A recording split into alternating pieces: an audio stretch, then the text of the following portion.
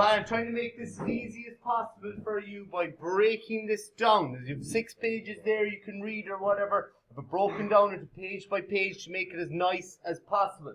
Here we've got a really important computer scientist, John von Neumann, an American-Hungarian who came up with the architecture for the computer, I think this architecture in 1945. And I'm impressed, yes. So, 1945 there, he came up with this. And the thing about it is, it's quite simplistic in its idea. You've got something, if you think of functions, you've got the whole idea of an input, a process, and then an output. Very simply, that's it. An input, a process, and an output. You've got these kind of wires here. They're actually buses.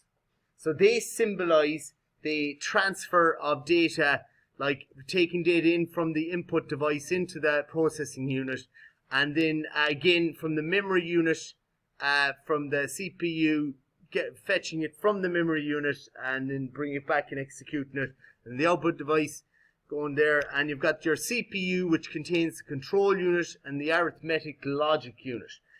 The control unit, as the name suggests, I mean, if you're there on the day of an exam and you're really struggling, think of the word control. It directs, it's like the orchestrator of the machine. It helps direct the operations and what to do next and that. And the arithmetic logic unit, think of those two words. They carry out the decisions and the maths that's needed in when you're carrying out these instructions and that. So, a huge, very important von Neumann architecture there. 4 things, kind of. The input, the output, both of them are together, if you like. The CPU, you've got your memory unit, and then you've got the buses. So, the CPU contains registers. Now, registers are fast storage locations that are used by the CPU for carrying out operations on data. And they're actually the fastest type of memory storage that you can have. They're really fast. I'll just give a general overview here. You don't need to know this graphic here now, or not to my knowledge anyway. But I've just thrown it in there because before we talk about a couple of these. So, CIR, the current instruction register. MAR, the memory address register. MDR, memory data register. You've got your accumulator. Accumulator, it temporarily stores the arithmetic and logic results. But the program counter points to the next instruction to be carried out. The current instruction register holds the current instruction to be executed. These are memory locations though. And they're registers. They're the fastest type of memory locations, the most expensive. They're built into the processor.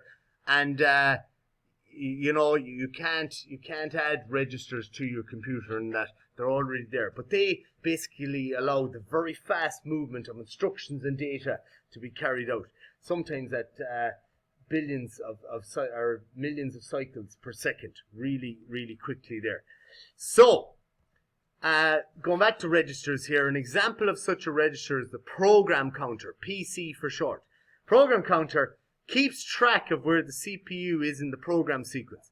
And when executing a program, the program counter is updated to keep track of what to do next. So, this is the key line here, and I would take this one down.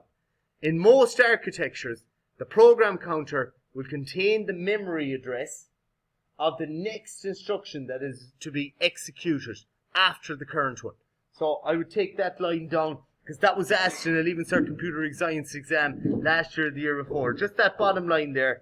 The program counter will contain the memory address of the next instruction that is to be executed.